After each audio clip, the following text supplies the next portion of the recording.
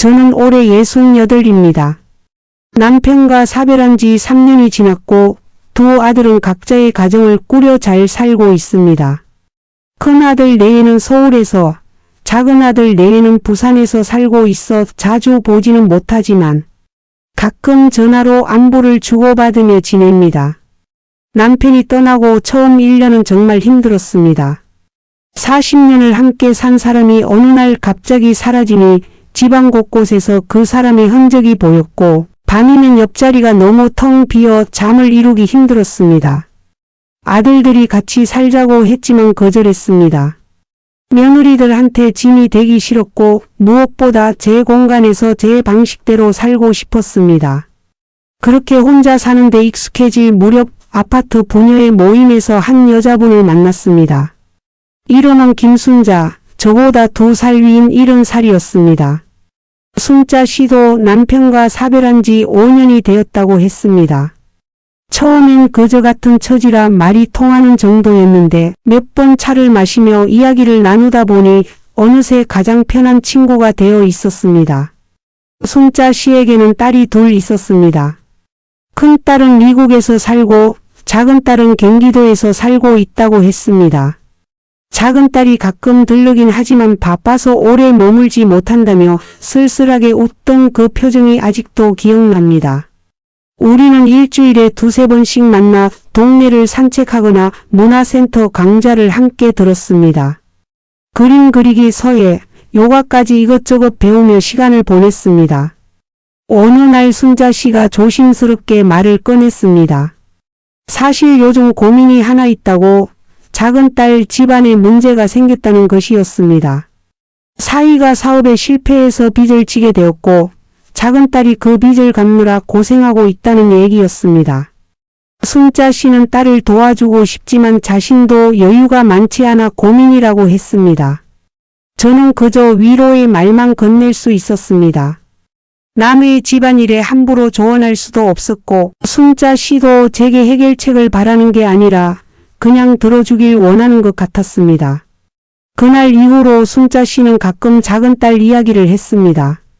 딸이 너무 힘들어한다는 것, 손주들이 학원도 제대로 다니지 못하게 되었다는 것, 그런 이야기들이었습니다. 2달쯤 지났을 때였습니다.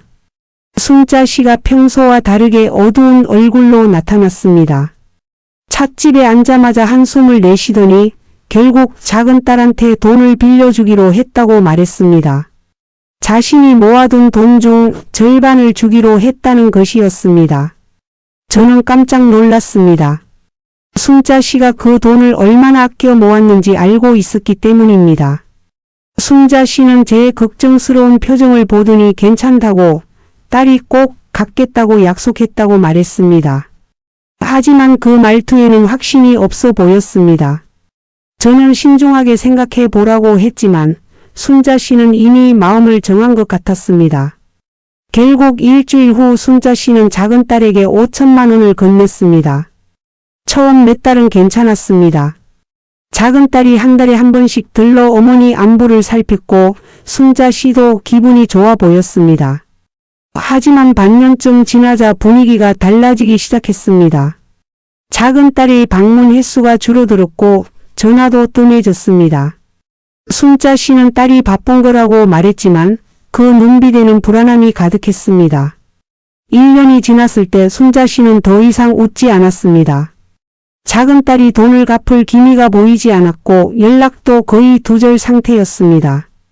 순자 씨가 먼저 전화를 걸면 짧게 통화하고 끊었고 만나자고 하면 바쁘다며 피했습니다.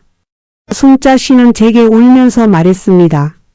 돈이 아까운 게 아니라 딸의 마음이 변한 것 같아 슬프다고, 자신이 딸에게 부담을 준 것 같다고 말입니다. 저는 순자 씨를 위로하면서도 속으로는 화가 났습니다. 어떻게 어머니한테 받은 돈을 그렇게 대할 수 있는지, 연락조차 제대로 하지 않다니 이해할 수 없었습니다. 하지만 순자 씨 앞에서는 그런 말을 할 수 없었습니다. 그저 딸도 힘든 상황이니 이해하자고, 시간이 지나면 나아질 거라고 말할 뿐이었습니다. 그러던 어느 날 제게도 비슷한 일이 생겼습니다. 큰아들이 갑자기 전화를 해서 급한 일이 생겼다며 돈을 빌려달라고 했습니다. 회사 일로 급하게 돈이 필요한데 당장 마련할 방법이 없다는 것이었습니다. 저는 순자 씨의 일이 떠올라 망설여졌습니다. 하지만 제 아들이고 아들이 거짓말을 할 리 없다고 생각했습니다. 결국 저도 제가 모아둔 돈 중 2천만 원을 큰아들에게 보냈습니다. 아들은 고맙다며 곧 갚겠다고 약속했습니다. 순자 씨에게 이 이야기를 하자 순자 씨는 복잡한 표정을 지었습니다. 조심하라는 말도 잘했다는 말도 하지 않았습니다. 그저 고개를 끄덕이며 아들이 무사히 일을 해결하길 바란다고 말했습니다. 그런데 석 달이 지나도 큰아들에게서 아무 소식이 없었습니다. 제가 먼저 전화를 걸어 물어보면 아직 여유가 없다며 조금만 기다려달라고 했습니다. 처음엔 이해했습니다.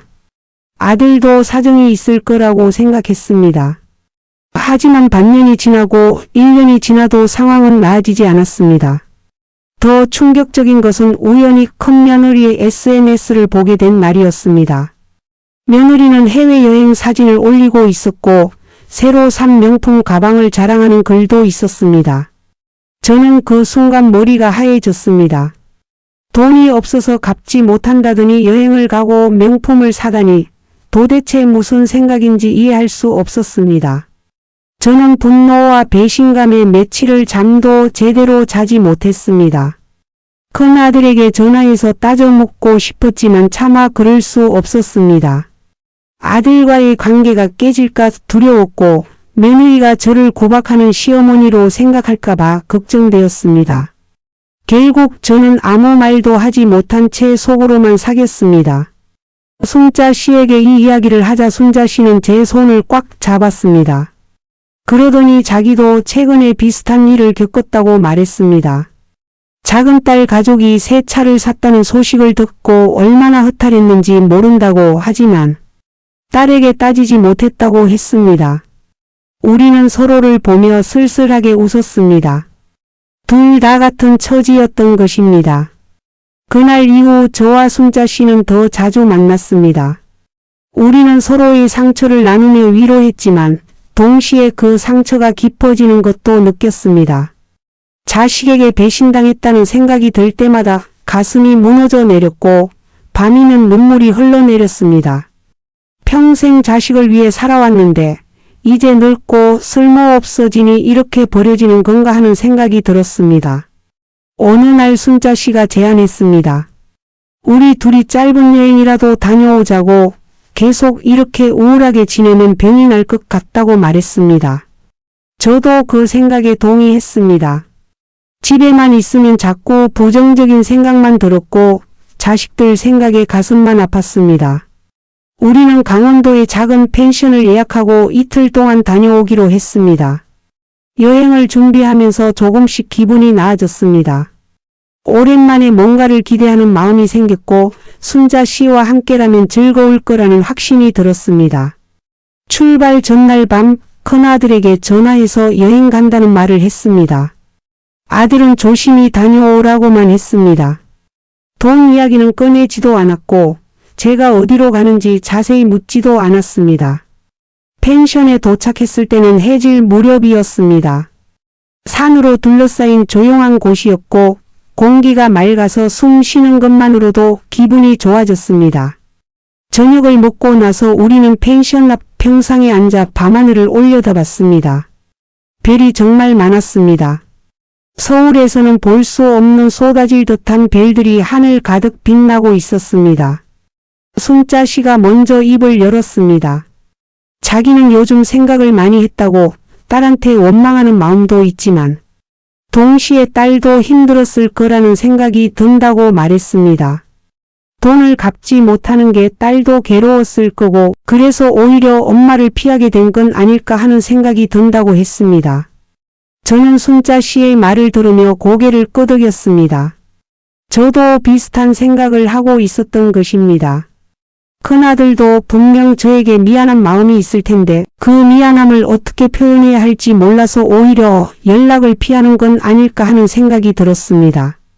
며느리가 명품을 사고 여행을 간 것도 어쩌면 힘든 현실을 잊고 싶어서였을지도 모른다는 생각이 들었습니다. 물론 그래도 옳지 않은 일이지만 조금은 이해하려고 노력해야겠다는 마음이 생겼습니다. 둘째 날 아침 우리는 일찍 일어나 근처 산책로를 걸었습니다. 걷다 보니 작은 카페가 나왔고 우리는 그곳에서 커피를 마셨습니다. 카페 주인은 우리 또래의 남자분이었는데 아내와 함께 이곳에서 카페를 운영한다고 했습니다. 서울에서 직장 생활을 하다가 은퇴 후 이곳으로 내려와 새로운 삶을 시작했다는 이야기를 들려주었습니다. 그분의 이야기를 들으며 저는 문득 생각했습니다. 나도 뭔가 새로운 시작을 해볼 수 있지 않을까 하는 생각이었습니다. 자식들에게만 의지하며 살 게 아니라 내 삶을 내가 주도적으로 살아가야겠다는 다짐이 섰습니다. 순자 씨도 비슷한 생각을 한 것 같았습니다. 우리는 여행에서 돌아가면 뭔가 새로운 일을 시작해 보자고 약속했습니다. 서울로 돌아온 후 저는 큰아들에게 전화를 걸었습니다. 이번에는 돈 이야기를 꺼내지 않았습니다. 대신 아들에게 그동안 연락이 뜸했던 것에 대해 서운했다고 솔직하게 말했습니다. 돈은 천천히 갚아도 되니 자주 연락하고 가끔 얼굴이라도 보자고 말했습니다. 아들은 한참을 침묵하더니 미안하다고 말했습니다. 사실 엄마한테 너무 미안해서 연락하기가 힘들었다고 명품이나 여행은 다 며느리가 결혼 전에 모아둔 돈으로 한 거라고 설명했습니다. 아들의 말을 듣고 나니 제가 오해하고 있었다는 걸 깨달았습니다. 겉으로 보이는 것만 보고 판단했던 제 자신이 부끄러웠습니다. 아들은 계속해서 미안하다고 말했고 꼭 돈을 갚겠다고 약속했습니다. 저는 아들에게 괜찮다고 엄마는 내가 건강하고 행복하게 사는 게 제일 중요하다고 말했습니다. 전화를 끊고 나서 순자 씨에게 연락했습니다. 순자 씨도 최근에 작은 딸과 긴 통화를 했다고 말했습니다. 딸이 먼저 전화를 걸어와서 그동안 연락 못해서 미안하다고 했다더군요. 사실 사위의 사업이 조금씩 나아지고 있는데 확실해지기 전까지는 엄마한테 말씀드리기가 조심스러워서 연락을 못했다고 털어놓았다고 합니다. 그리고 조만간 돈을 갚기 시작할 수 있을 것 같다고 했다더군요. 우리는 만나서 이 이야기를 나누며 서로를 껴안았습니다. 그동안 우리가 얼마나 많이 오해하고 상처받았는지, 그리고 그 오해가 풀림이 얼마나 홀가분한지 말입니다. 순자 씨는 눈물을 흘리며 말했습니다. 앞으로는 섣불리 판단하지 말고 자식을 믿어보기로 했다고 말입니다. 그 후로 저는 문화센터에서 하는 봉사활동에 참여하기 시작했습니다. 독거노인들을 위한 도시락 배달 봉사였는데 순자 씨도 함께 하기로 했습니다. 처음엔 그저 시간을 보내기 위해 시작한 일이었지만 점점 보람을 느끼게 되었습니다. 우리보다 더 외롭고 힘든 분들이 많다는 걸 알게 되었고 그분들에게 작은 도움이라도 될 수 있다는 게 기뻤습니다. 봉사활동을 하면서 한 할머니를 만났습니다. 85살의 박 할머니였는데 자식이 셋이나 있지만 다들 바빠서 1년에 한두 번밖에 오지 않는다고 했습니다. 할머니는 외로움에 대해 담담하게 이야기했지만 그 눈빛에는 깊은 슬픔이 담겨 있었습니다. 저는 그 할머니를 보며 제 미래를 보는 것 같았습니다. 그날 집으로 돌아오는 길에 순자 씨와 긴 이야기를 나눴습니다. 우리는 자식에게만 의지할 게 아니라 서로에게 의지하며 살자고 다짐했습니다. 친구가 있다는 것, 서로를 이해하고 위로해 줄 수 있는 사람이 있다는 것이 얼마나 소중한지 깨달았습니다. 박 할머니를 만나고 난 후 저는 순자 씨와 함께 일주일에 한 번씩 그 할머니를 찾아뵙기로 했습니다. 도시락 배달이 없는 날에도 따로 시간을 내서 할머니 댁에 들렀습니다. 처음엔 할머니도 조심스러워 하셨지만 몇 번 방문하고 나니 우리를 반갑게 맞아주셨습니다. 할머니는 옛날 이야기를 참 재미있게 하셨습니다. 젊은 시절 겪었던 일들, 자식들 키우면서 힘들었던 순간들, 남편과의 추억들을 들려주셨습니다. 할머니의 이야기를 들으면서 저는 많은 걸 배웠습니다. 할머니는 자식들이 자주 오지 않는 것에 대해 원망하지 않으셨습니다. 대신 자식들이 각자의 삶을 열심히 살고 있다는 것에 감사하다고 하셨습니다. 자식들이 건강하고 행복하면 그것으로 충분하다는 말씀이 제 가슴에 깊이 와닿았습니다. 저는 그동안 제가 얼마나 많은 것을 자식에게 바라고 기대했는지 깨달았습니다. 어느 날 큰아들이 갑자기 집으로 찾아왔습니다. 며느리와 손주들도 함께였습니다. 아들은 제 손을 잡으며 그동안 정말 미안했다고 다시 한번 사과했습니다. 그리고 봉투 하나를 건넸습니다. 안에는 500만 원이 들어 있었습니다. 아직 다 갚지는 못했지만 조금씩이라도 갚아나가겠다고 했습니다. 저는 아들의 마음이 고마워서 눈물이 났습니다. 며느리도 제게 다가와 죄송하다고 말했습니다. 그동안 시어머니 마음을 헤아리지 못했다며 앞으로는 자주 연락하고 방문하겠다고 약속했습니다. 손주들은 할머니 하며 제 품에 안겼습니다. 그 순간 제 마음속에 있던 서운함과 배신감이 눈 녹듯 사라졌습니다. 가족이란 이런 것이구나. 서로 상처를 주고받더라도 결국은 이렇게 다시 만나 사랑을 확인하는 것이구나 싶었습니다. 그날 저녁 순자 씨에게 전화를 걸어 이 소식을 전했습니다. 순자 씨도 기뻐하며 축하해 주었습니다. 그러면서 자기도 좋은 소식이 있다고 했습니다. 작은 딸이 이번 주말에 오기로 했다는 것이었습니다. 그것도 돈을 일부 갚으러 온다고 했습니다. 순자 씨의 목소리에는 오랜만에 활기가 넘쳤습니다. 주말에 순자 씨 집에서 만났습니다. 작은 딸이 정말로 와 있었고 순자 씨는 환한 얼굴로 우리를 맞아 주었습니다. 작은 딸은 저에게도 인사를 정중하게 했고 어머니를 돌봐주셔서 감사하다고 말했습니다. 그 말을 듣는 순자 씨의 표정이 얼마나 행복해 보이던지 저도 덩달아 기분이 좋아졌습니다. 우리 셋은 함께 차를 마시며 이런저런 이야기를 나눴습니다. 작은 딸은 그동안의 어려움에 대해 솔직하게 털어놓았습니다. 사위의 사업 실패로 정말 힘든 시기를 보냈고 어머니께 받은 돈을 갚지 못해서 매일 죄책감에 시달렸다고 했습니다.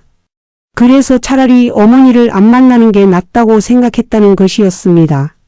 하지만 그게 얼마나 잘못된 생각이었는지 깨달았다며 눈물을 흘렸습니다. 순자 씨는 딸의 손을 잡으며 괜찮다고 이제 다 지나간 일이라고 위로했습니다. 돈보다 중요한 건 우리 가족이 서로를 믿고 의지하는 거라고 앞으로는 힘든 일이 있으면 숨기지 말고 함께 이야기하자고 말했습니다. 저는 그 모습을 보며 가슴이 뭉클했습니다. 이것이 진짜 가족의 모습이구나. 서로를 용서하고 감싸 안는 것이 사랑이구나 싶었습니다. 그 후로 저와 순자 씨의 삶은 많이 달라졌습니다. 자식들과의 관계도 좋아졌지만 무엇보다 우리 자신의 삶에 더 집중하게 되었습니다. 봉사활동은 계속 이어갔고 거기서 만난 다른 어르신들과도 친해졌습니다. 우리는 작은 모임을 만들어 한 달에 한 번씩 함께 모여 식사도 하고 문화활동도 즐겼습니다. 그러던 중 모임에 새로운 분이 합류했습니다. 72살의 이영희 씨였는데 남편은 살아계시지만 치매를 앓고 계셔서 요양원에 계신다고 했습니다. 영희 씨는 매일 요양원을 찾아가지만 남편은 이미 자신을 알아보지 못한다며 슬퍼했습니다. 아들은 하나 있는데 해외에서 일하고 있어서 자주 보지 못한다고 했습니다. 영희 씨의 이야기를 듣고 우리는 모두 가슴 아파했습니다. 각자 힘든 사연이 있지만 영희 씨의 상황은 특히 더 안타까웠습니다. 우리는 영희 씨를 위로하고 함께 시간을 보내려고 노력했습니다. 일주일에 2-3번씩 만나 산책도 하고 영화도 보고 맛있는 음식도 먹으러 다녔습니다. 영희 씨는 우리와 함께 시간을 보내면서 조금씩 밝아졌습니다. 처음 만났을 때는 눈빛에 생기가 없었는데 몇 달이 지나자 웃음도 많아지고 이야기도 많이 하게 되었습니다. 영희 씨는 우리에게 고맙다고 여러분을 만나지 못했다면 어떻게 살았을까 싶다고 말했습니다. 저는 영희 씨의 그 말이 제 마음이기도 하다는 걸 알았습니다. 어느 날 모임에서 한 분이 제안했습니다. 우리끼리 짧은 여행을 다녀오면 어떻겠냐고 1박 2일로 가까운 곳이라도 다녀오자고 했습니다. 모두들 좋다고 했고 우리는 계획을 세우기 시작했습니다. 목적지는 경주로 정했습니다. 역사 유적도 보고 맛있는 음식도 먹을 수 있는 곳이었습니다. 여행 날짜가 다가오자 모두들 들떠 있었습니다. 짐을 싸고 준비하는 과정 자체가 즐거웠습니다. 여행 당일 우리 7명은 기차를 타고 경주로 향했습니다. 기차 안에서 도시락을 먹으며 이야기꽃을 피웠습니다. 마치 수학여행 가는 학생들처럼 들뜬 마음으로 떠드는 우리 모습이 우스우면서도 행복했습니다. 경주에 도착해서 불국사와 석굴암을 둘러봤습니다. 계단을 오르는 것이 힘들었지만 서로 부축하며 천천히 올라갔습니다. 정상에 올라 내려다본 풍경은 정말 아름다웠습니다. 우리는 그곳에서 단체 사진을 찍었습니다. 사진 속 우리의 얼굴은 모두 환하게 웃고 있었습니다. 저녁에는 경주 시내의 한 식당에서 함께 식사를 했습니다. 맛있는 음식을 먹으며 오늘 하루를 돌아보고 내일의 일정에 대해 이야기했습니다. 그러다 자연스럽게 각자의 삶에 대한 이야기가 나왔습니다. 한 분은 남편과 사별한 후 10년 동안 우울증을 앓았다고 했습니다. 약을 먹고 상담도 받았지만 나아지지 않았는데 이 모임에 나오면서 조금씩 회복되었다고 말했습니다. 또 다른 분은 자식과의 관계가 좋지 않아 몇 년 동안 연락을 끊고 지냈다고 했습니다. 하지만 최근에 먼저 연락해서 관계를 회복했다며 용기를 낸 자신이 자랑스럽다고 말했습니다. 우리는 모두 박수를 치며 축하해 주었습니다. 그날 밤 숙소로 돌아와서도 우리는 한참 동안 이야기를 나눴습니다. 방을 2개 잡았는데 한 방에 4명, 다른 방에 3명이 묵었습니다. 저는 순자 씨, 영희 씨와 함께 방을 쓰게 되었습니다. 침대에 누워서도 잠이 오지 않아 셋이서 속닥속닥 이야기를 나눴습니다. 마치 어린 시절 수학여행 때처럼 밤새 이야기하고 싶었습니다. 영희 씨가 조심스럽게 말을 꺼냈습니다. 사실 요양원에 계신 남편을 보러 갈 때마다 너무 힘들다고, 남편이 자신을 못 알아보는 것도 슬프지만 그렇게 변해버린 남편을 보는 게 더 고통스럽다고 털어놓았습니다. 때로는 차라리 요양원에 가지 않는 게 나을까 하는 생각까지 든다고 했습니다. 그러면서 이런 생각을 하는 자신이 나쁜 사람 같아서 괴롭다고 말했습니다. 순자 씨가 영희 씨의 손을 잡았습니다. 그런 생각이 드는 게 당연하다고, 그렇다고 해서 영희 씨가 나쁜 사람인 건 아니라고 위로했습니다. 사람은 누구나 힘들 때 도망치고 싶은 마음이 든다고, 중요한 건 그런 마음이 들면서도 계속 남편을 찾아가는 영희 씨의 그 마음이라고 말했습니다. 저도 고개를 끄덕이며 순자 씨의 말에 동의했습니다. 영희 씨는 눈물을 흘리며 고맙다고 말했습니다. 그동안 이런 이야기를 누구에게도 하지 못했는데 여러분에게는 솔직하게 말할 수 있어서 마음이 한결 가벼워졌다고 했습니다. 우리는 한참 동안 서로를 껴안고 위로했습니다. 그리고 그날 밤 우리는 더욱 깊은 유대감을 느꼈습니다. 다음날 아침 일찍 일어나 근처 산책로를 걸었습니다. 아침 공기가 상쾌했고 새들의 지저귀니 들렸습니다. 걷다가 한 분이 말했습니다. 이렇게 함께 걷는 것만으로도 행복하다고, 혼자였다면 절대 느끼지 못했을 행복이라고 말했습니다. 우리 모두 같은 마음이었습니다. 여행을 마치고 서울로 돌아온 후 저는 작은 아들에게 전화를 걸었습니다. 부산에 사는 작은 아들과는 큰 아들보다 연락이 더 뜸했습니다. 거리가 멀다는 핑계로 자주 통화하지 않았던 것입니다. 하지만 이번 여행을 다녀오면서 깨달았습니다. 제가 먼저 다가가지 않으면 아무것도 변하지 않는다는 것을 말입니다. 작은 아들은 제 전화를 받고 놀란 듯 했습니다. 무슨 일 있냐고 물었습니다. 저는 웃으며 아무 일 없다고, 그냥 아들 목소리가 듣고 싶어서 전화했다고 말했습니다. 아들은 잠시 침묵하더니 고맙다고 말했습니다. 사실 자기도 엄마한테 전화하고 싶었는데 바쁘다는 핑계로 미루고 있었다고 털어놓았습니다. 우리는 1시간 넘게 통화했습니다. 작은 아들의 회사 이야기, 며느리의 직장 이야기, 손주들의 학교 이야기를 들었습니다. 저도 제 근황을 이야기했습니다. 봉사활동을 하고 있다는 것, 좋은 친구들을 사귀었다는 것, 최근에 여행도 다녀왔다는 것을 말했습니다. 아들은 엄마가 그렇게 활동적으로 지내는 줄 몰랐다며 기뻐했습니다. 전화를 끊기 전에 아들이 말했습니다. 다음 달에 가족들과 함께 서울에 올라갈 테니 시간 내달라고 했습니다. 오랜만에 온 가족이 모여 식사하고 싶다고 말했습니다. 저는 그 말을 듣고 가슴이 벅차올랐습니다. 두 아들 가족이 모두 모이는 건 정말 오랜만이었습니다. 다음 달이 되어 약속한 날이 왔습니다. 큰아들 가족과 작은아들 가족이 모두 제 집으로 왔습니다. 집안이 시끌벅적했습니다. 손주들이 뛰어다니고 며느리들은 주방에서 음식을 준비했습니다. 아들들은 거실에서 TV를 보며 이야기를 나눴습니다. 저는 그 모습을 보며 행복했습니다. 식사 자리에서 큰아들이 말했습니다. 엄마가 요즘 정말 달라 보인다고, 예전보다 훨씬 밝아지고 활기차 보인다고 말했습니다. 작은 아들도 동의하며 무슨 좋은 일이 있냐고 물었습니다. 저는 친구들 이야기를 했습니다. 좋은 친구들을 만나 함께 시간을 보내면서 삶이 즐거워졌다고, 봉사활동을 하면서 보람도 느끼고 있다고 말했습니다. 며느리들도 관심을 보였습니다. 어떤 봉사활동을 하시냐고, 친구분들은 어떤 분들이냐고 물었습니다. 저는 신나게 이야기했습니다.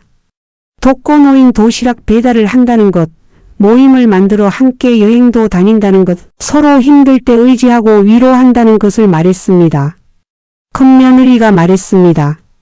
어머니께서 그렇게 활동적으로 지내시니 저희도 마음이 놓인다고, 혼자 계시면 외로우실까봐 걱정했는데 이제는 안심이 된다고 말했습니다. 작은 며느리도 다음에 부산에 오시면 자기 친구 어머니들도 소개해드리겠다고 했습니다. 나이도 비슷하고 취미도 맞을 것 같다고 말했습니다. 그날 저녁 가족들이 모두 돌아가고 나서 저는 순자 씨에게 전화를 걸었습니다. 오늘 있었던 일을 이야기하며 너무 행복했다고 말했습니다. 순자 씨도 기뻐하며 축하해 주었습니다. 그러면서 다음 주에 우리 모임에서 또 다른 여행을 계획 중이라고 했습니다. 이번에는 제주도로 가자는 의견이 나왔다고 말했습니다. 저는 흔쾌히 동의했습니다. 제주도는 가보고 싶었던 곳이었습니다. 순자 씨와 함께라면 더욱 즐거운 여행이 될 것 같았습니다. 우리는 여행 계획을 세우며 한참을 통화했습니다. 어디를 갈지, 무엇을 먹을지, 어떤 숙소에 묵을지 이야기하는 것만으로도 즐거웠습니다. 며칠 후 봉사활동을 나갔을 때 박 할머니를 만났습니다. 할머니는 요즘 건강이 많이 안 좋아 보이셨습니다. 걸음걸이도 예전만 못했고 목소리도 힘이 없었습니다. 저는 걱정이 되어 할머니께 병원에 가보셨냐고 물었습니다. 할머니는 괜찮다며 손사래를 치셨지만 제가 보기엔 병원에 가봐야 할 것 같았습니다. 저는 순자 씨와 상의해서 박 할머니를 병원에 모시고 가기로 했습니다. 할머니는 처음엔 사양하셨지만 우리가 계속 권하자 결국 동의하셨습니다. 병원에 가서 검사를 받은 결과 할머니는 심장에 문제가 있었습니다. 의사는 입원 치료가 필요하다고 했습니다. 할머니는 난처한 표정을 지으셨습니다. 자식들에게 연락하기가 미안하다고, 바쁜데 귀찮게 하기 싫다고 말씀하셨습니다. 저는 할머니께 말씀드렸습니다. 자식들이 알아야 한다고, 건강 문제는 미룰 수 없다고 설득했습니다. 결국 할머니는 큰아들에게 연락했고 아들은 바로 병원으로 달려왔습니다. 할머니의 아들은 어머니를 보며 눈물을 흘렸습니다. 그러면서 저희에게 고맙다고, 어머니를 병원에 모시고 와주셔서 감사하다고 거듭 인사했습니다. 만약 저희가 없었다면 어머니가 혼자 참다가 큰일 날 뻔했다고 말했습니다. 박 할머니는 2주일 동안 입원 치료를 받으셨습니다. 저와 순자 씨는 거의 매일 병원을 찾아뵀습니다. 할머니는 우리를 보면 환하게 웃으며 반겨주셨습니다.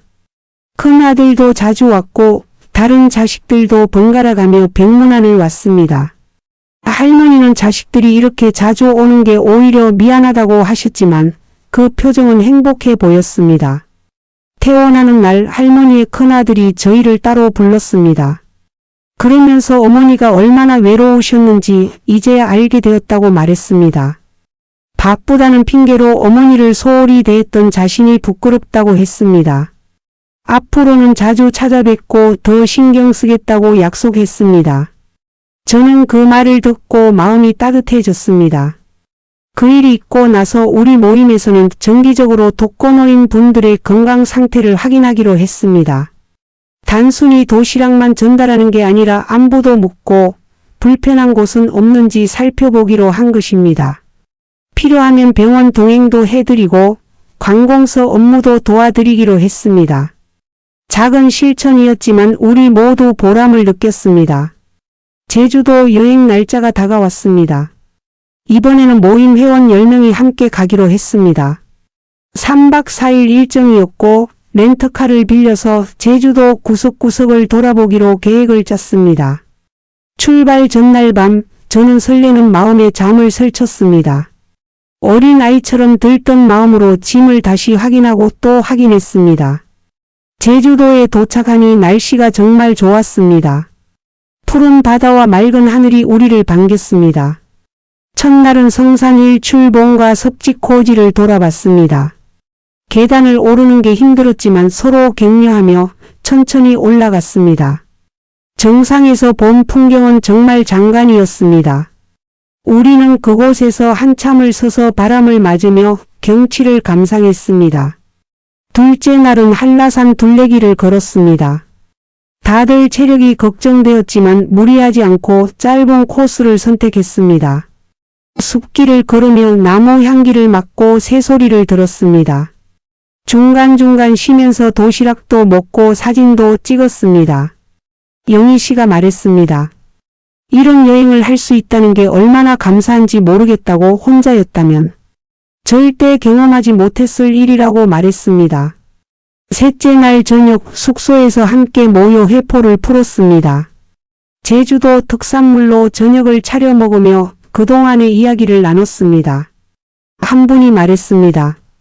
처음 모임에 나왔을 때는 그저 시간이나 때우자는 마음이었는데 이제는 이 모임이 삶의 큰 부분이 되었다고 말했습니다. 모두들 고개를 끄덕이며 공감했습니다. 순자 씨가 제안했습니다.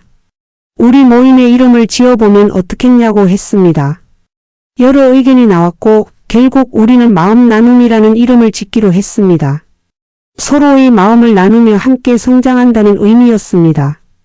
그날 밤 우리는 마음 나눔 모임의 첫 기념 사진을 찍었습니다. 서울로 돌아온 후 저는 두 아들에게 제주도 여행 이야기를 들려주었습니다. 아들들은 엄마가 그렇게 활동적으로 지내는 모습이 보기 좋다고 말했습니다. 큰아들은 나머지 돈도 곧 다 갚을 수 있을 것 같다고 했습니다. 저는 아들에게 말했습니다. 돈은 천천히 갚아도 되니까 내 가족부터 잘 챙기라고. 엄마는 지금 충분히 행복하다고 말했습니다.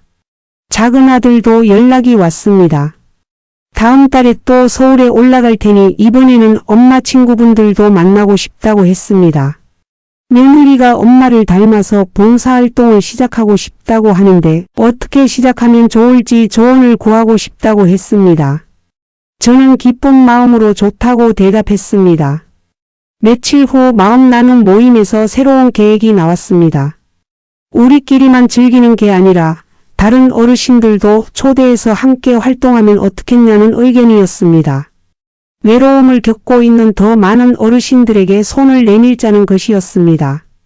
우리는 만장일치로 찬성했고 지역 복지관과 협력해서 새로운 프로그램을 만들기로 했습니다. 프로그램 이름은 마음을 나누는 시간으로 정했습니다. 매주 수요일 오후에 복지관에 모여 차를 마시며 이야기를 나누고 한 달에 한 번은 함께 나들이를 가기로 했습니다. 첫 모임에는 20명 정도가 참석했습니다. 처음 보는 얼굴들이 많았지만 다들 반가운 표정으로 서로 인사를 나눴습니다. 모임을 시작하며 제가 인사말을 했습니다. 우리는 혼자가 아니라는 것, 서로 마음을 나누면 어떤 어려움도 이겨낼 수 있다는 것을 이야기했습니다. 외로움과 상처를 혼자 안고 있지 말고 함께 나누자고, 그러면 기적 같은 일들이 일어날 거라고 말했습니다. 참석자들은 제 이야기를 조용히 들으며 고개를 끄덕였습니다. 모임이 끝난 후 한 할머니가 제게 다가왔습니다. 오늘 처음 나왔는데 용기를 내길 잘했다고. 혼자 집에만 있으면 자꾸 우울해지는데 이렇게 사람들을 만나니 마음이 한결 가벼워진다고 말했습니다. 저는 할머니의 손을 잡으며 앞으로 자주 나오시라고, 우리가 함께 있겠다고 말했습니다. 그날 밤 침대에 누워 하루를 돌아봤습니다. 3년 전 남편을 잃고 절망에 빠져 있던 제가 이렇게 달라질 줄 누가 알았을까 하는 생각이 들었습니다. 순자 씨를 만나지 못했다면, 봉사활동을 시작하지 않았다면, 마음 나눔 모임이 없었다면 저는 아직도 외로움 속에서 살고 있었을지도 모릅니다. 사람은 혼자서는 살 수 없다는 걸 깨달았습니다. 누군가와 마음을 나누고 서로를 위로하고 함께 웃고 울 때 진짜 삶이 시작되는 것 같습니다. 자식들도 중요하지만 자식들에게만 의지하며 사는 건 서로에게 부담이 될 수 있다는 것도 알게 되었습니다. 각자의 삶을 존중하면서도 사랑으로 연결되어 있는 것, 그것이 진짜 가족이라는 생각이 들었습니다. 다음날 아침 순자 씨에게서 전화가 왔습니다. 작은 딸이 드디어 빚을 다 갚았다고, 어제 마지막 돈을 입금했다고 말했습니다. 하지만 순자 씨는 그 돈보다 딸이 어제 보낸 메시지가 더 감동적이었다고 했습니다. 딸은 그동안 정말 미안했다고, 엄마가 아니었다면 이 어려움을 극복하지 못했을 거라고 썼다더군요. 그리고 앞으로는 자주 찾아뵙고 엄마가 외롭지 않게 해드리겠다고 약속했다고 합니다. 저는 순자 씨와 함께 기뻐했습니다. 우리 둘 다 힘든 시간을 겪었지만 결국 이겨냈습니다. 그리고 그 과정에서 더 강해졌고 더 많은 것을 깨달았습니다. 무엇보다 서로를 만나 친구가 되었고 더 많은 사람들과 마음을 나누게 되었습니다. 저는 이제 압니다. 인생은 끝이 아니라는 것을, 예순이든 일흔이든 여든이든 새로운 시작을 할 수 있다는 것을 말입니다. 마음만 먹으면 얼마든지 행복해질 수 있고 누군가에게 도움이 되는 삶을 살 수 있다는 것을 배웠습니다. 그리고 그 모든 것의 시작은 마음을 나누는 것이었습니다. 마음을 열고 누군가에게 다가가고 서로의 아픔을 이해하고 위로할 때 진짜 기적이 시작된다는 것을 이제는 확실히 알게 되었습니다.